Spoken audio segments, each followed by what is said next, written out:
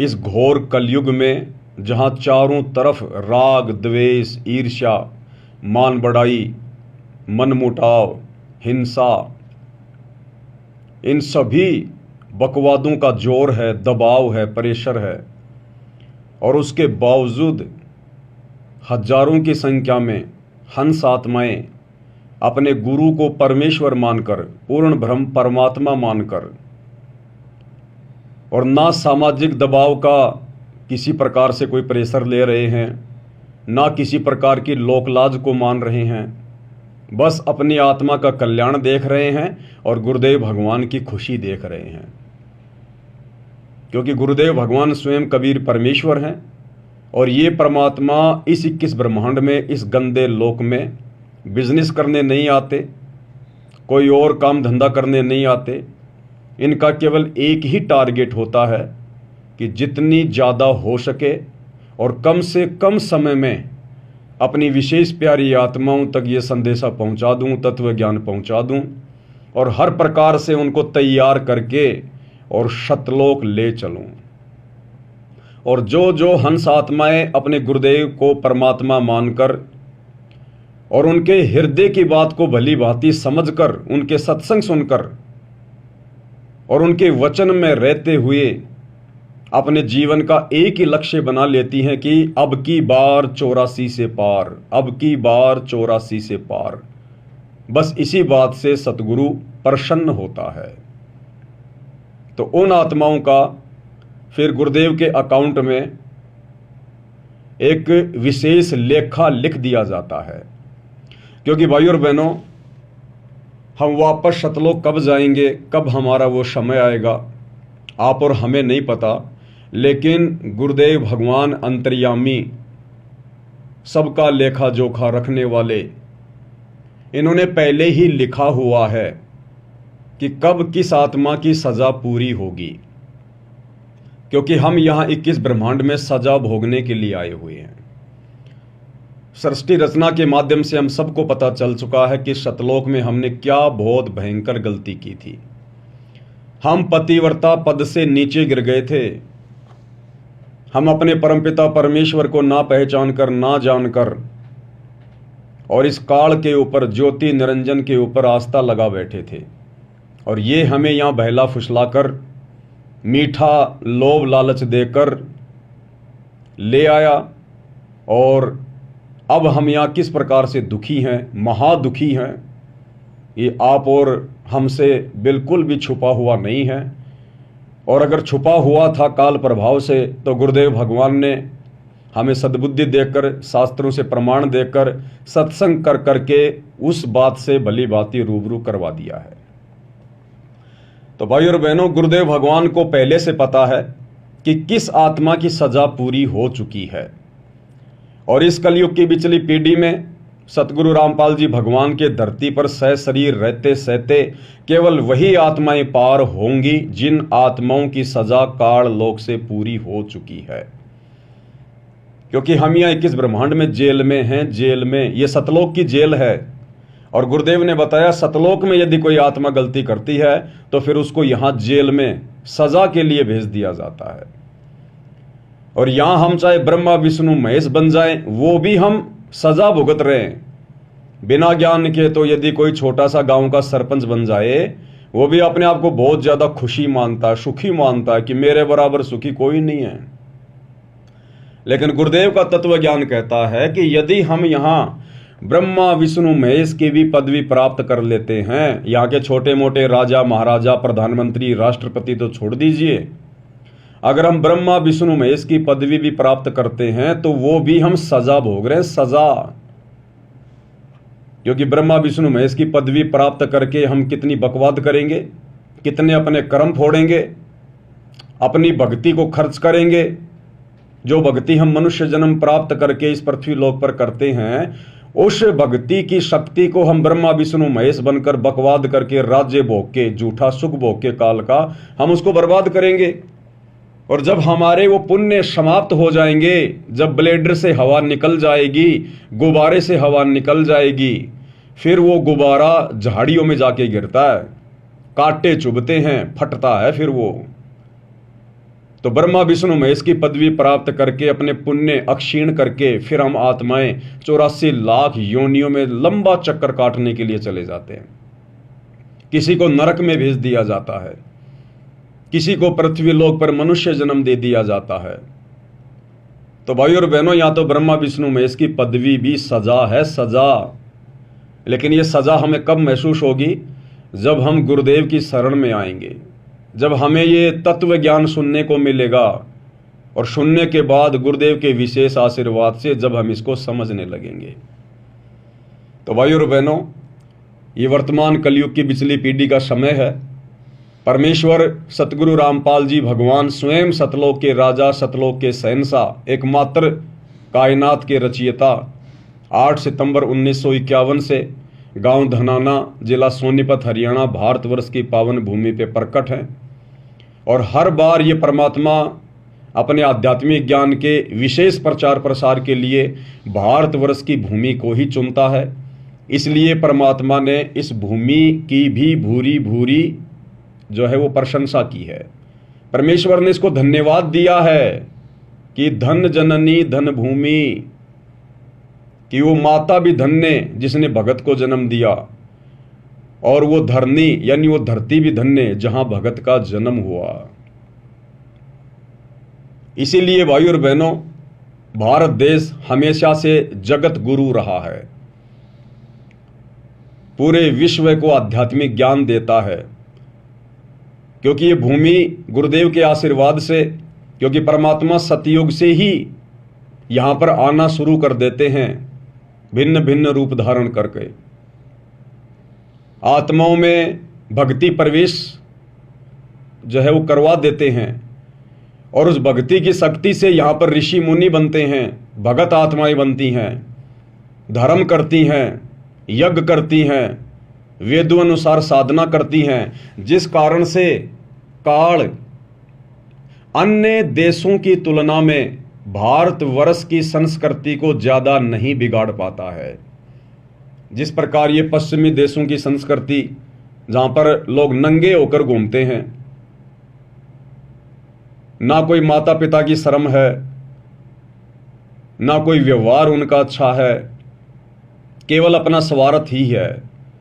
लेकिन परमात्मा भारतवर्ष की भूमि को जो है वो बचा के रखते हैं भक्ति की शक्ति से। इसलिए काल ज़्यादा कुछ यहाँ बिगाड़ नहीं पाता है। और आने वाला जो विनाशकारी समय है, हम जिस युग परिवर्तन के दौर से गुजर रहे हैं, इस युग परिवर्तन के समय में वैसे घमासान तो मचेगा ही मचेगा, इसमें तो कोई दो राय नहीं है। क्योंकि जो भक्तिहीन प्राणी हैं, जो भक्ति के योग्य आत्माएं नहीं हैं, उन आत्माओं को यहाँ से जाना पड़ेगा, ताकि आने वाले समय में वे आत्माएं आप और हमें डिस्टर्ब ना करें, आप और हमारी भक्ति में कोई बाधा उत्पन्न ना करें। तो उन आत्माओं को तो यहाँ से किसी भी कारण से जाना पड़ेगा। तो 2028 युग परिवर्तन का समय गुरुदेव ने निश्चित किया हुआ है, पूर्व निर्धारित है, और बवंडर मचेगा। क्यों मचेगा? क्योंकि गुरुदेव भगवान ने कोशिश की सन 1993 से गांव-गांव जाकर लोगों को समझाकर। अब गुरुदेव ने केवल एकमात्र भारत को थोड़ी समझाना है, पूरे विश्व में उन्हीं की आत्माएं हैं। तो गुरुदेव भगवान ने फिर अपनी वचन शक्ति से आप और हमें सोशल मीडिया दी। ये विज्ञान धीरे धीरे गुरुदेव भगवान के आशीर्वाद से आगे बढ़ने लगी। क्योंकि आप देखिए भाई और बहनों, जो कलयुग का जो ये दूसरा जो ये चरण है, जो पिछली पीढ़ी है, ये 1951 से शुरू हुई है। इस कलयुग का जो प्रथम चरण था वो था जब कबीर परमात्मा, यही सतगुरु रामपाल जी आज से 650 साल पहले बनारस के काशी शहर में लहरतारा तालाब पर एक विकसित कमल के फूल पर शिशु रूप में सशरीर सुबह ब्रह्म मुहूर्त में प्रकट हुए थे। सन 1398 वो दिन इस कलयुग की जो है प्रथम चरण था, वो प्रथम चरण का दिन था वो। तो सन 1398 से लेकर और जब परमात्मा मगर से अपनी लीला करके सहशरीर सतलोक को गए सन 1518, तो ये जो बीच का समय था ये कलयुग की बिचली पीढ़ी का समय था। अब ये भी देखो भाई और बहनों, आप और हमारे लिए एक बहुत ही अच्छी शिक्षा देने वाला विषय है। कलयुग को स्टार्ट हुए तो 5,500 साल हो गई, लेकिन कलयुग स्टार्ट होते ही कलयुग का प्रथम चरण नहीं माना जाता। कलयुग का प्रथम चरण परमात्मा ने किस समय को सेलेक्ट किया? जितने दिन कबीर परमात्मा यानी 120 साल धरती पर रहे 650 साल पहले, केवल उसी समय को परमात्मा ने कलयुग की बिचली पीढ़ी का समय निर्धारित किया, निश्चित किया। सन 1398 से 1518, उसके बाद वो समय समाप्त हो गया। अब गुरुदेव भगवान कई बार सत्संगों में जिक्र करते थे कि बच्चों अब पुनः सन 1951 से कलयुग की पीढ़ी का दूसरा जो ये चरण है वो शुरू हो चुका है, लेकिन आप और हम समझ नहीं पा रहे थे। अब गुरुदेव के आशीर्वाद से समझ में आया कि जब जब वो कबीर परमात्मा धरती पर सहशरीर प्रकट होता है, आता है अपनी आत्माओं को विशेष ज्ञान देने के लिए, तत्व ज्ञान देने के लिए, और जब तक परमात्मा धरती पर रहता है, जो पूरा जीवन एक लीला करता है, जब तक परमेश्वर रहते हैं तब तक ही वो समय रहता है, वो चरण रहता है। तो वर्तमान जो कलयुग की बिचली पीढ़ी चल रही है ये 8 सितंबर 1951 से शुरू हुई है, क्योंकि उस दिन कबीर परमेश्वर सतगुरु रामपाल जी सतलोक से सहशरीर चलकर धरती पर प्रकट हुए। और जब तक गुरुदेव भगवान सहशरीर संत रूप में धरती पर रहेंगे, उनके चरण कमल रहेंगे, तब तक ही कलयुग की दूसरी पीढ़ी का चरण रहेगा। इसलिए मोक्ष प्राप्त करने का सुनहरा अवसर, गोल्डन चांस केवल तब तक ही है जब तक सतगुरु रामपाल जी भगवान सहशरीर धरती पर हैं। उसके बाद कलयुग की बिचली पीढ़ी का वो चरण समाप्त हो जाएगा। केवल ये मार्ग चलेगा, ये भक्ति चलेगी, लेकिन गुरुदेव के सतलोक गमन करने के बाद आत्माएं मोक्ष प्राप्त नहीं कर पाएंगी। इसलिए भाइयों और बहनों, आप और हमने ज्ञान को आधार बनाकर अपनी हर प्रकार की कमजोरियों को बाहर निकालकर और तन मन धन से सिर धड़ की बाजी गुरुदेव के चरणों में अपनी आत्मा के कल्याण के लिए लगा देनी है कि यो सौदा फिर नाही रे संतो, यो सौदा फिर नाही, और अब की बार 84 से पार। यानी अब हमने दाएं बाएं ऊपर नीचे देखना ही नहीं है। समाज, परिवार, रिश्तेदार, हमने उनकी उन ज्ञान विरुद्ध परंपराओं को, मर्यादाओं को, रीति रिवाजों को देखना ही नहीं है। आज भले दुनिया नाराज हो तो हो जाए, 100 बार हो जाए, 1,00,000 बार हो जाए, अब हमने गुरुदेव भगवान को नाराज होने का मौका नहीं देना है। रूठो चाहे जग सारा, पर रूठे ना परमेश्वर हमारा। भाई घर छूटो चाहे जग रूठो, चाहे रूठो ये संसारा हो, कौन सुनेगा मेरी काल लोक में, जय गुरु रूठ गया मेरा हो। इसलिए भाइयों और बहनों, अब हमारा केवल एक ही लक्ष्य होना चाहिए, एक ही टारगेट होना चाहिए कि अब की बार 84 से पार। हालांकि परमात्मा तो निश्चित करके आते ही हैं कि कितनी आत्माओं का मोक्ष होगा, कितनी आत्माओं का वो ठीक का समय आ चुका है, कितनी आत्माओं की काल लोक से सजा पूरी हो चुकी है। वो आत्मा तो जाएंगी ही जाएंगी। उन आत्माओं को चाहे काल कितना बिगाड़ने का प्रयास करे, कितना ही डराने का, धमकाने का, तोड़ने का प्रयास करे, उन आत्माओं पर गुरु की विशेष रजा होने के कारण काल अंत में उनका कुछ नहीं कर पाएगा। उनको तो परमात्मा ने एन केन और प्रकरण लेकर ही जाना है, एट द कॉस्ट, किसी भी कीमत पर। लेकिन ये सुनहरा मौका उन आत्माओं के पास भी है। वो आत्माएं भी अपनी सजा कंप्लीट करवा सकती हैं, जिनकी थोड़ी बहुत सजा अभी भी बाकी है, रह रही है। क्योंकि गुरुदेव ने बताया, गरीब निर्गुण सरगुण एक है, दूजा ब्रह्म विकार, और निर्गुण साहिब एक है, सरगुण संत विचार। कुछ ऐसी वाणी है मालिक की। यानी ये कबीर परमात्मा सतगुरु रामपाल जी जब निर्गुण रूप में सतलोक में बैठे रहते हैं, सारी सृष्टि का संचालन करते हैं एक जगह बैठकर, उस समय ये परमात्मा इस 21 ब्रह्मांड की आत्माओं को और अक्षर पुरुष के 7 संख्य ब्रह्मांड की आत्माओं को केवल उनके भाग्य के अनुसार ही सुख या दुख प्रदान करता है।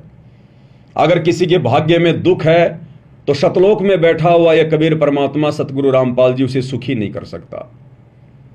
अगर किसी के भाग्य में सुख है तो किसी भी प्रकार का उसको दुख नहीं मिल सकता, जब तक उसके पुण्य हैं, जितना उसके भाग्य में, उसके प्रारब्ध में, उसकी डेस्टिनी में, उसकी किस्मत में परमात्मा ने लिख दिया है, वैसा ही होगा। लेकिन जब वो निर्गुण रूप में सतलोक में बैठा हुआ कबीर भगवान सतगुरु रामपाल जी जब सरगुण रूप में, संत रूप में, सतगुरु रूप में, तत्वदर्शी संत के रूप में धरती पर प्रकट होते हैं, उस समय वो परमात्मा हम आत्माओं के भाग्य को चेंज भी कर सकता है, हमारे भाग्य में लिखे हुए दुखों को सुखों में तब्दील कर सकता है, हमें भाग्य से अधिक दे सकता है। इसलिए आज उन आत्माओं के पास भी मौका है जिन आत्माओं की अभी काललोक से सजा पूरी नहीं हुई है। इसलिए हम सभी ने सिर धड़ की बाजी लगानी है, क्योंकि ना तो मुझे पता क्या वास्तव में मेरा समय आ चुका है, क्या ये मेरा लास्ट जन्म है, ये बात ना तो मुझे पूरी तरह से पता है, ना आपको पूरी तरह से पता है। यानी ना तो उन भक्तों को पता जिनकी सजा का समय पूरा हो चुका है, और ना उनको पता जिनकी सजा थोड़ी बहुत पूरी है। इसलिए कोशिश सबने सिर धड़ की बाजी लगाकर करनी है। इसलिए भाइयों और बहनों, ये अंतिम दांव है, अंतिम चांस है। और इस समय यदि हम रह गए किसी भी कारण से, कारण तो आप और हमारी कमजोरी होगा, दूसरा तो कोई कारण होगा ही नहीं। परमात्मा की तरफ से तो कोई कमजोरी रहेगी नहीं। अगर कमजोरी होगी इस कलयुग की पिछली पीढ़ी में सतगुरु की शरण में आने के बाद, तो केवल आप और हम आत्माओं की रहेगी। तो हमने हर प्रकार की कमजोरी को इस ज्ञान को आधार बनाकर ही और गुरुदेव भगवान को प्रसन्न करके ही पूरा करना है। क्योंकि गुरुदेव कहते हैं, इन बातों के पाइए कर सतगुरु नजर निहाल, और राजी कर सतगुरु रूठे नू। हमने जिस सतगुरु को सतलोक में नाराज कर दिया था, कभी अनंत करोड़ युगों पहले जब हमने काल के ऊपर आस्था प्रकट की थी, जब हम पतिव्रता धर्म से उस पद से नीचे गिर गए थे, तो उस समय हमने सतगुरु को नाराज किया था। आज वही सतगुरु कबीर साहेब सतगुरु रामपाल जी धरती पर आप और हमें लेने आए हैं। इसलिए आज हमने उनको प्रसन्न करना है, उस रूठे हुए सतगुरु को पुनः प्रसन्न करना है, राजी करना है, ताकि वे हमें अपने साथ अपने शब्द स्वरूपी विमान में बैठाकर वापस घर ले चलें। जिस घर जाने के लिए, जिस घर की प्राप्ति के लिए, और आज से पहले आप और हम आत्माओं ने ही, जिनका सतयुग में भी जन्म हुआ, त्रेता में भी हुआ, द्वापर में भी हुआ, आप और हम आत्माओं ने ना जाने क्या क्या यत्न और प्रयत्न किए। परमात्मा कहते हैं ना, या गिद्दड़ वाली रात 84, यानी एक गिद्दड़ होता है, वो कुएं में गिर जाता है, झेरे कुएं में। अब जंगल में कौन सुने उसकी आवाज, और कुआं भी गहरा, और वो बहुत ज्यादा वो प्रयास करता है बाहर निकलने का, लंबी लंबी वो छलांगा मारता है। या गिद्दड़ वाली रैन 84 आन पड़या हूं झेरे में, ऊंची ऊंची लाई छलांगा यतन किए बहुतेरे में।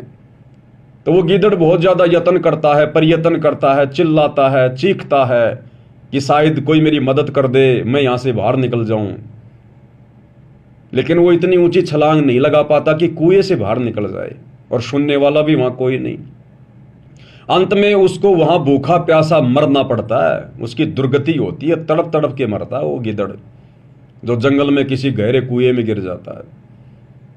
तो आप और हम इस 21 ब्रह्मांड रूपी काल के झेरे कुएं में गिरे हुए हैं। और गुरुदेव ने कहा कि पुण्यात्माओं, सतयुग से लेकर त्रेता द्वापर में युगों युगों तुम लोगों ने इस झेरे कुएं से बाहर निकलने के लिए बहुत यत्न किए, प्रयत्न किए, घर छोड़ा, बाल बच्चे छोड़े, संपत्ति छोड़ी, वैराग्य धारण किया, साधु बने, कभी संत बने, कभी जंगल में गए, कभी गुफाओं में गए, अपना शरीर गाड़ दिया, लेकिन तुम इस झेरे कुएं से बाहर निकल ना पाए, क्योंकि रास्ता नहीं था, मार्ग नहीं था, विकल्प नहीं था। गुरुदेव कहते हैं ना कि लकड़ी की कुल्हाड़ी से यदि आप किसी पेड़ को काटना चाहोगे वो नहीं कटेगा, इम्पॉसिबल। उसके लिए तो लोहे की तीखी कुल्हाड़ी चाहिए, यानी साधन भी बिल्कुल परफेक्ट चाहिए। इस झेरे कुएं 21 ब्रह्मांड से निकलने के लिए हमें भक्ति मार्ग चाहिए, सच्चा सतगुरु चाहिए, मार्गदर्शक चाहिए, और वे हमें जो विधि बताएं, जो भक्ति रूपी जो कुल्हाड़ी वो हमें दें, उसके बाद हमने इस काल के पैरों पे जो है वो प्रहार करना है, तब हम यहां से बाहर निकल सकते हैं। तो आज भाई और बहनों, आप और हमारा वो समय आ गया। आज आप और हमारा सौभाग्य जो उन आत्माओं को नहीं प्राप्त हुआ जिनकी लाखों लाखों वर्ष की उम्र हुआ करती थी और पूरा पूरा जीवन नंगे प्यासे रह के बेचारे परमात्मा प्राप्ति के लिए यत्न कर रहे थे, लेकिन झेरे कुएं से बाहर नहीं निकल पाए। तो आज आप और हमारा वो सौभाग्य, आज हमें वो मार्गदर्शक मिल गया, सच्चा सतगुरु मिल गया, और यहां से बाहर निकलने का कंप्लीट कोर्स दे दिया। तो अब यदि कोई कमजोरी रहेगी तो केवल आप और हम भगत आत्माओं की रहेगी, भगवान की कोई कमजोरी किसी प्रकार की नहीं है। इसलिए भाई और बहनों, हमने कोशिश करनी है सबसे पहले आप और हमारे लिए केवल भक्ति, गुरुदेव भगवान की सेवा, उनकी पूजा, यानी सेवा पूजा भक्ति यही है कि गुरुदेव ने हमें जो भक्ति की खुराक दे दी है, हमने उसको टाइम टू टाइम और जो विधि गुरुदेव ने बता दी है उस विधि से हमने लेते रहना है। और कुछ भी हो जाए, कितना ही बड़ा संकट आता दिखाई दे और मान लीजिए आ भी जाए, तो भी हमने भक्ति मार्ग से दूरी नहीं बनानी। अपने मन में किसी प्रकार का कोई दोष पैदा नहीं होने देना, चाहे पूरा परिवार क्यों ना खत्म हो जाए, क्योंकि ये परिवार ना जाने कितनी बार खत्म हो चुके हमारे, कोई पहली बार थोड़ी होगा। अगर होना होगा, वैसे तो सतगुरु की शरण में आने के बाद कांटा भी नहीं लगता। गुरुदेव कहते हैं अगर मर्यादा में रहोगे तो, अगर विश्वास तुम्हारा पक्का है तो कांटा भी नहीं लगने देगा परमात्मा। ये तो कांटे निकालने वाला भगवान है, कांटे चुभाने वाला थोड़ी है। लेकिन किसी कारण से हो सकता है हमारे हित में, हमारे भले में, वो सूली की सजा मान लो अगर कांटे में वो टल रही है, ऐसी कोई आपत्ति, कोई परेशानी भी आ जाए, तो भी हमने अपने विश्वास को, गुरुदेव के ज्ञान को आधार बनाकर डगमग नहीं होने देना। परमात्मा कहते हैं द्वार धनी के पड़ा रहे, चाहे धक्के धनी के खा, सो काल झक जोर ही पर द्वार छोड़ ना जा। काल तो कोशिश करेगा हर प्रकार से तोड़ने का, मरोड़ने का, लोकलाज में फंसाने का, दबाव बनाएगा, डराएगा, धमकाएगा, मन में सौ प्रकार की चिंताएं पैदा करेगा। लेकिन आप और हमने गुरुदेव के ज्ञान आधार रूपी रस्सी को पकड़ के रखना है, जकड़ के रखना है, और फिर हम आत्माओं के दृढ़ विश्वास को देखकर परमात्मा फिर हमारे साथ ही तो रहता है, हमारे पीछे तो रहता है परमात्मा। और अपनी वाणी में फिर गुरुदेव कहते हैं जय तू चाले एक कदम, मैं चालूं कदम 60, कि अगर तू भक्ति मार्ग पर मेरे ऊपर विश्वास कर कर ज्ञान को आधार बनाकर अगर तू एक कदम भी आगे बढ़ेगा तो गुरुदेव कहते हैं बेटा तेरे लिए, तेरे भविष्य के लिए, तेरे संकटों का विनाश करने के लिए मैं 60 कदम आगे चलूंगा। 60 कदम। जय तू चाले एक कदम, मैं चालूं कदम 60। और जय तू हो जा काठ का, काठ यानी लकड़ी, तो मैं हो जाऊं लोहे की लाठ। और साथ में फिर हमें हिदायत भी दे रहे हैं कि जय तू हो जा काठ का, यानी अगर तेरे अंदर जरा भी अहंकार आ गया, अभिमान आ गया, मन में दोष आ गया, अगर तू लकड़ी की तरह हो गया, जरा भी टाइट हो गया ना, जय तू हो जा काठ का, तो परमात्मा कहते फिर मैं तेरा बाप हूं, फिर मैं हो जाऊं लोहे की लाठ। तू अगर लकड़ी बनेगा तो फिर मैं लोहा बन के बैठ जाऊंगा, फिर ध्यान रख लेना। इसलिए भाइयों और बहनों, गुरुदेव हमें बार बार समझाते हैं कि भक्ति मार्ग पर पूर्णतया सफलता प्राप्त करने के लिए आदिनी के पास है पूर्ण ब्रह्म दयाल, और मान बढ़ाई मारियो बेअदबी सिरकाल। यानी अहंकार का और सतगुरु रामपाल जी भगवान का, इस परमेश्वर का तो खड़ा एक्सीडेंट है, खड़ा एक्सीडेंट। इसलिए भाई और बहनों, हमने हर प्रकार से हर भक्ति विधि में रहते हुए और गुरुदेव के द्वारा बताए गए प्रत्येक फॉर्मूले को इसी प्रकार से अपने जीवन में लागू करते हुए निरंतर आगे की ओर बढ़ना है। क्योंकि अब की बार हमारा केवल एक ही लक्ष्य है, एक ही टारगेट है, अब की बार 84 से पार।